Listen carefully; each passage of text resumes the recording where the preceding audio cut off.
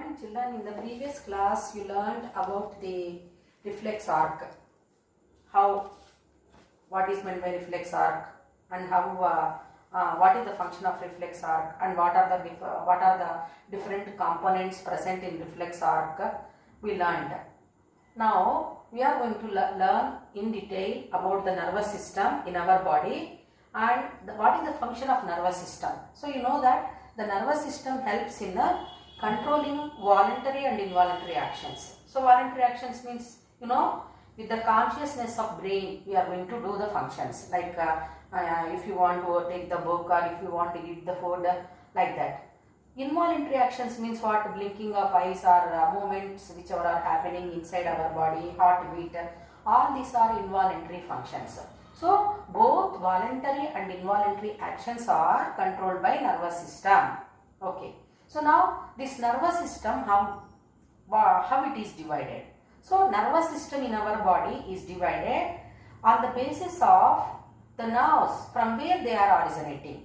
Okay. So according to that, the nervous system is divided into two types. One is central nervous system, CNS, and second one is peripheral nervous system, PNS. So one is central nervous system and second one is a peripheral nervous system. So nervous system in our body is divided into two types, central nervous system and peripheral nervous system. So the central nervous system. So what are the components present in the central nervous system? The main components are brain and spinal cord. Spinal cord. And peripheral nervous system means what? The nerves which are originating from brain and spinal cord. Is it clear to children? So now first we are going to learn about the structure and function of the brain in detail.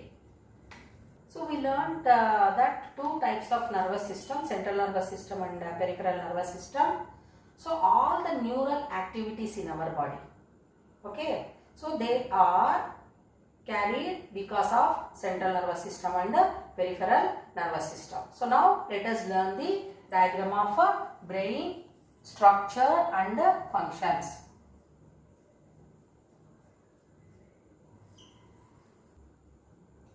When we compare the body weight of our body, human brain is largest and it is the largest in all the animals. Okay, means what? Of all the animals' brain, if we see, human brain is the largest.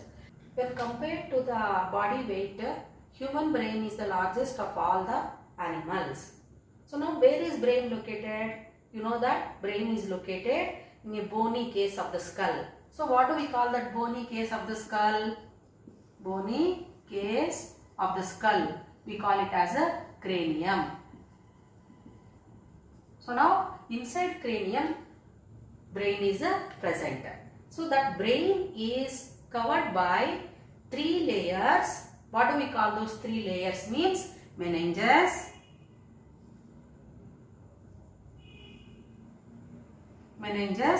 and all these three layers of meninges are continuous and they are also present on the spinal cord. And in between these three layers of meninges, there is a fluid. What do we call that fluid? Cerebrospinal fluid. Cerebrospinal fluid. So what is the function of this cerebrospinal fluid? Cerebrospinal fluid is going to protect the brain. In what way? It acts, that cerebrospinal fluid is acting as a shock absorber medium. So that is going to protect the brain from any shocking news when we are listening. So now harm is not happening. That is because of cerebrospinal fluid. So apart from this cerebrospinal fluid, the brain is protected by the cranium and the meninges also. Is it clear to children? So altogether, how the brain is protected? So the cranium, that is a bony case of the skull, and three layers, meninges which we call them, and cerebrospinal fluid are going to protect the brain from physical blows or any shocking news or any injuries whichever are happening. From that the brain is protected. This portion is corpus callosum. This rhomboid shaped structure is called diencephalon.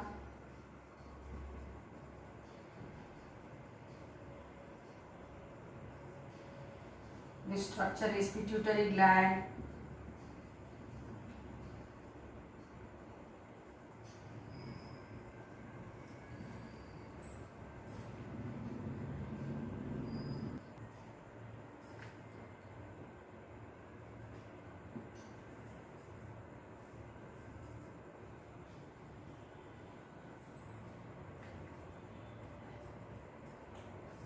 Medulla oblongata.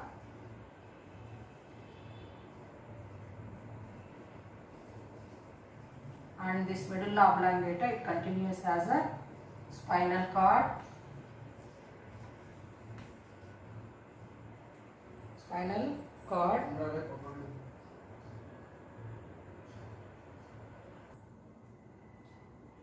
So this is the diagram of brain. So the front portion, if we see that one cerebrum, which is said to be the major portion of the brain. Then rhomboid shaped structure, that is diencephalon, and gland, that is master gland of endocrine system. Pituitary gland is present in the brain, and this is cerebellum and medulla oblongata. It continues as a spinal cord. So now if we see that the neuron, cell bodies of neurons. So you know that neuron is a structural and functional unit of nervous system. So the cell bodies of neurons, they are arranged here and form the grey matter. So that grey matter is towards periphery, and the axons which are covered by the fatty myelin sheath, they are present at the center. Now the brain is divided into three parts.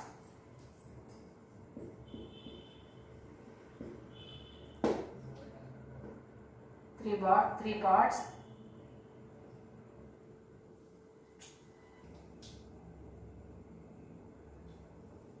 Now the brain is divided into three parts, that is forebrain, midbrain, second part that is, and hindbrain.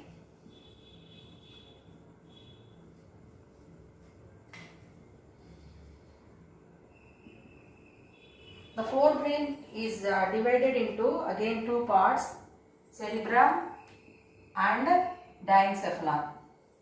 Forebrain, it is divided into cerebrum and diencephalon.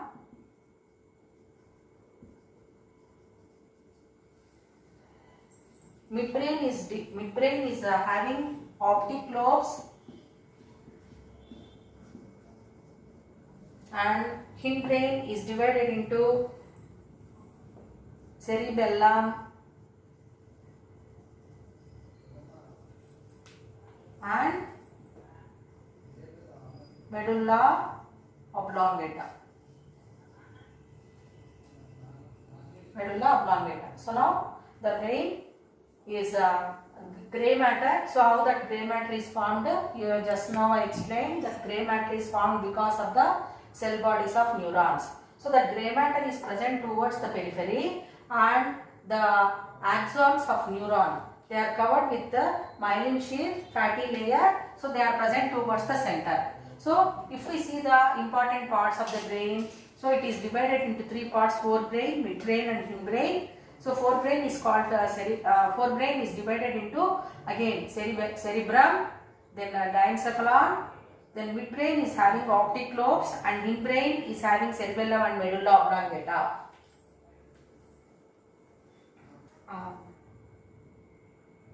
Now let us learn each and every part of the brain. So cerebrum if we take. So cerebrum front portion if we see, it will be there like this. So now the cerebrum is divided into two parts which we call them as a hemispheres. Cerebrum, it is divided into two lobes called hemispheres.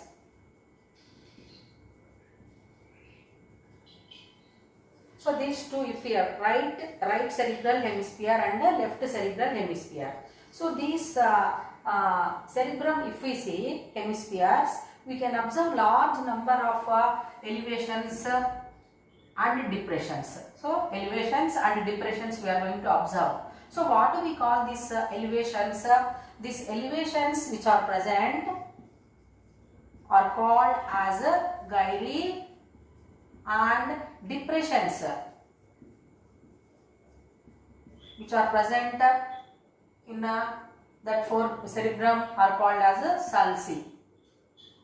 So large number of elevations and depressions are present in the cerebral hemispheres, and these are connected with each other with the help of neurons. And what is the function of gyri and sulci means? These gyri and sulci are helping in that elevations and depressions, are helping in accommodating large number of neurons. So that is about cerebrum. Each cerebral hemisphere is divided into four lobes. What are they? Frontal, parietal,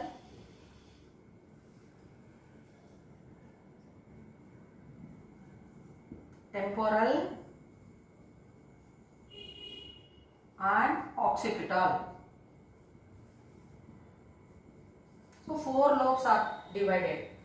Four lobes, that cerebral hemispheres whichever are present in the cerebrum are divided into four lobes. So that is about the cerebrum. So now what are the functions of cerebrum?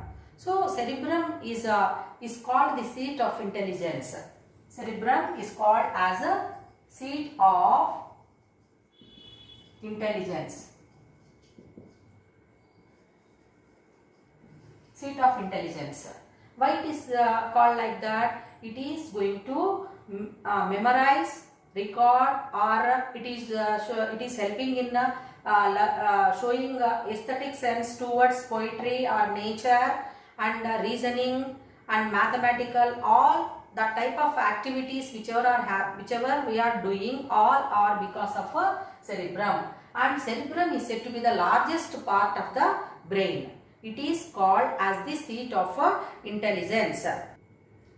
Cerebrum is, as you know, that seat of intelligence. It is seat of mental abilities, reasoning, or perception, speech, or emotions, etc. And it is helping in interpreting the sensations like heat, cold, temperature, etc., pressure, etc. Now we learn about diencephalon, which is rhomboidal shaped lobe, which is present between cerebrum and midbrain, and it is divided into thalamus and hypothalamus.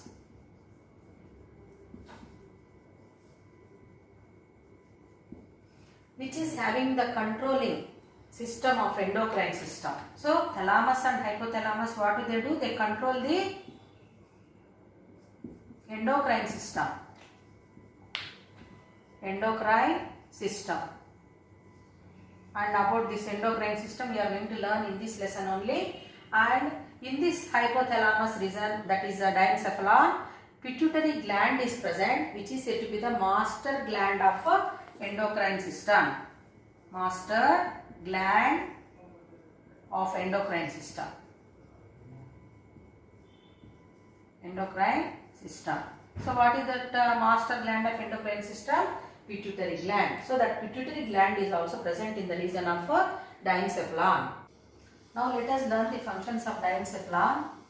So diencephalon, it acts as a relay center for sensory impulses like pain, pressure, etc. And it acts as a reflex center for muscular activities. So muscular activities, opposite actions we are going to do. So that is also because of diencephalon, and it is the center for certain emotions. So we are showing happiness or anger, that is because of diencephalon. And in our body, water balance, then blood pressure, body temperature, sleep, hunger, all these are also going to be controlled by diencephalon. The hypothalamus region of the diencephalon, it contains the pituitary gland. So that pituitary gland is also functioning because of the diencephalon. Means the pituitary gland is the functioning of pituitary gland or secretions of pituitary gland are controlled by diencephalon.